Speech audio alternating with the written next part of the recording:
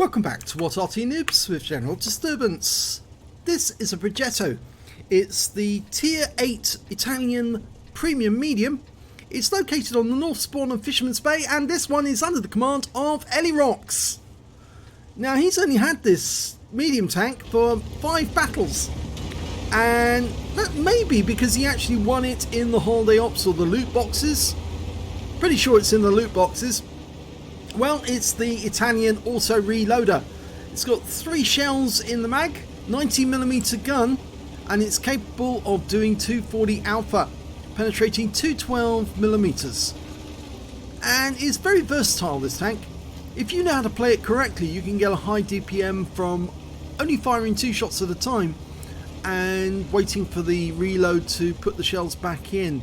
If you don't know how to play it properly, and you fire all your shells off in one big volley, you will get a lower DPM than normal, and that means that you're actually at a disadvantage.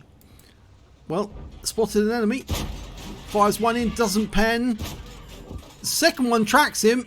Oh, he did find the third one, so now he's got the long reload, and he'll need to reload fast because that TVP, oh, he's taking up a defensive position. Well, he's not going to shoot, even though he's gone unspotted to the TVP. He waited until shell went in. Unfortunately, he left it just a split second too late, because it then treated it as if it was a single round rather than the second round going into the chamber. So he's going to sit here and wait for the second round to go in before he shoots. That's it. That super pushing went in after the TVP.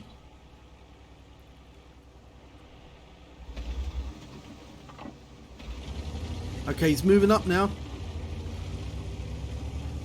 Now, this is probably a favourite tank on Frontline, and if you notice the coloration, the colour scheme, that was actually created, a special one created by Sir Rusty for Frontline, and it makes this tank much more visible. And thank you very much indeed, Sir Rusty, for doing it, because it really does make this tank so much more visible when you can see that red, white and green colouring. The Italian national flags. You see one of those flashing about, you know that's the priority target, because they're the ones with the high DPM. T28 Cupola. Yes, good shot. Now, it wasn't seen because he's using the bush mechanic. Fired the last one off. It may have been a mistake. Our T95's moving up to meet their T28.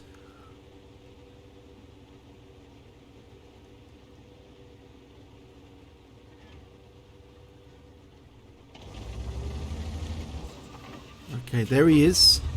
Just acquire. That's it. Nicely. Look for the cupola. Nicely done. And again. Well, I suppose he felt that he needed to try. So he's going to wait for the reload. And oh, that SU-130PM just took out our T26E4. Now he's popped up to have a look for the T28, but he's letting the shells go in. T28's pulled back. I think he recognised his hit points were really, really, really low. And if he stayed where he was going to get taken out. And he knew it. Oh, changed position, and now he's vulnerable. He's been tracked. Go for lower plates. Didn't get it. Go for cupola. Just went over the top. Now he's going to have to wait for the long reload. There's no Arty in this game. If there were Arty in this game, he couldn't have used this position because he would have been nuked by the enemy Arty. Notice how he's just letting the outline of the tank appear, popping back beneath the grass. No, the SU-130PM is just on that corner. He's taking a risk crossing because the T28 was out or just within visibility. If he pops up here, the T28 might get a shot at him as well. Oh, lucky one there. T95 got the kill. Puts one into the S130, tracks him. Goes for the hits, but he's taking rounds from a Scorpion G. Yeah, he got hit twice. One by the SU-130PM and the second time by the Scorpion. And he's lost 1,000 hit points. And now we've got the T-95 comes in. He tracks him. Needs to pull back. He needs to use some cover. That T-54's got a faster reload rate. Puts one into his track. Don't pull back too far. Scorpion will get you. Use the ridgeline. And rounds are going in, so he's pulling back from that T-54. Fires one in, but he's got to wait for the long reload again. Stay below the ridgeline. Use the wreck. Use the cover. That's it. Anything creative to put something between you and the enemy. And the T-54 goes down to our T-28 prototype. But there's an E-50 up there and he's headed this way. Or is he? No, he's decided to actually go down into the dip the other side. And this is where it will get dicey. Puts one into the track. And another. Now he's a one shot. And he goes down. Oh, we miss out on the kill there. I'm pretty sure he went around that corner because he's after our T-95. He's just the other side. Trying to fend off that Scorpion. Well, in all this going on, he's actually accumulated 4,000 hit points of spotting assist. Yep, he's been actually spotting for his team like a champ.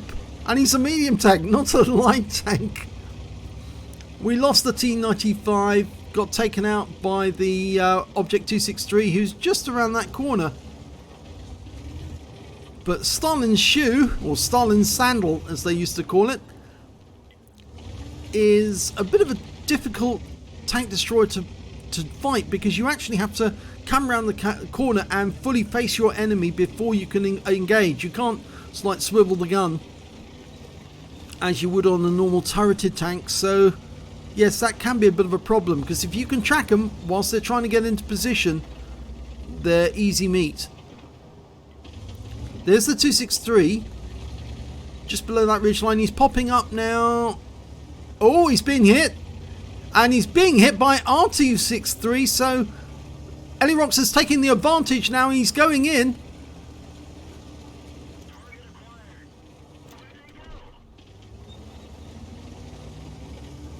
Scorpion, there he is. He's concealed from the Scorpion at the moment, but he can't find anything. He's bouncing that reticule around, but he's hiding behind the bunker, that's why.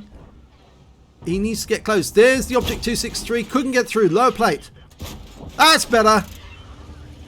But he pulled back because the Scorpion G would have been able to see him.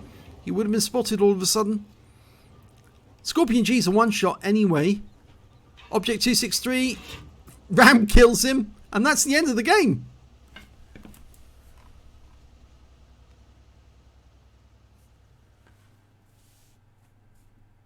So let's have a look at the end of battle stats. And it's an ace tank for Elirox in the Progetto M35, and only on his 5th game. Would you believe this? This is very, very good. So let's have a look at the sharpshooter. Spotter badge for spotting at least 1,000 hit points of damage. 5 for effect.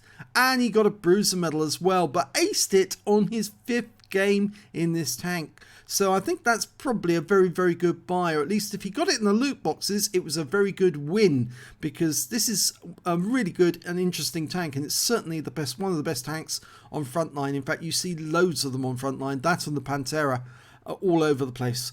So well done. Let's have a look at the win 8. It was 3,784. Yes, he was Super Unicum Standard. Let's have a look at the team scores. He didn't get the highest damage in the game. That went to the Object 263. He picked up a steel wall with 3,215 hit points of damage. He got the second highest amount of damage, 3,070. And they were the only two players who managed to get over 3,000 damage. The Conqueror managed to get 2810 as well. He picked up a Confederate, and so did the Striv S1. When it came to kills, it was the Object 263 again. He managed to get 4 kills. T95 got 3. Elirox only got the 1 kill during the game, unfortunately, but he won't let that disappoint him, because he actually got the highest base XP, 1,486, because he was doing so much spotting. The 263 got 1,004 and the Conqueror got 925.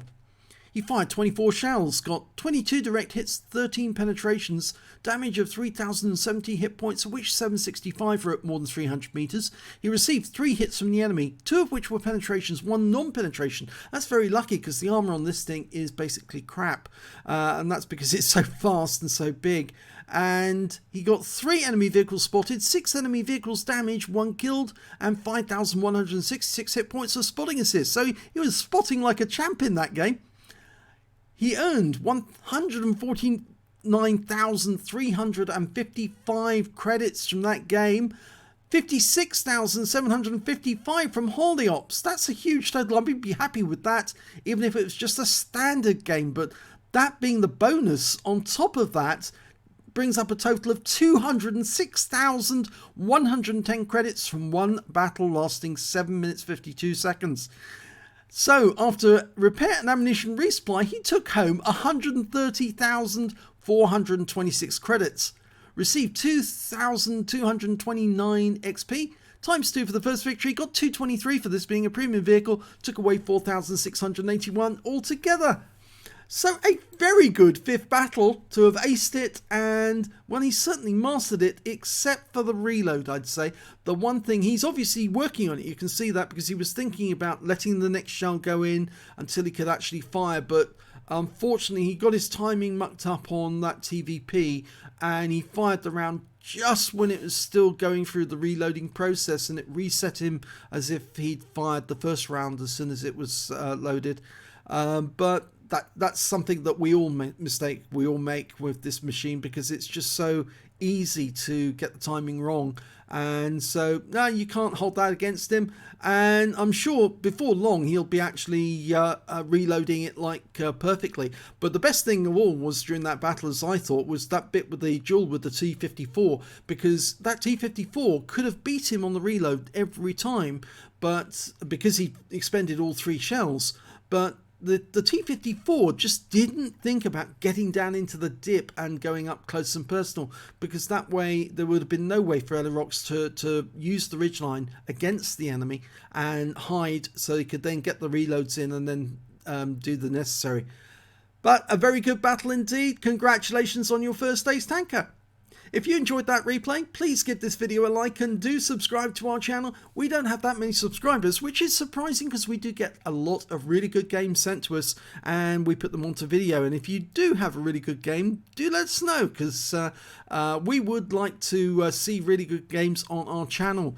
The details are actually in the, the address to send it to is in the details beneath each video. Thanks for watching.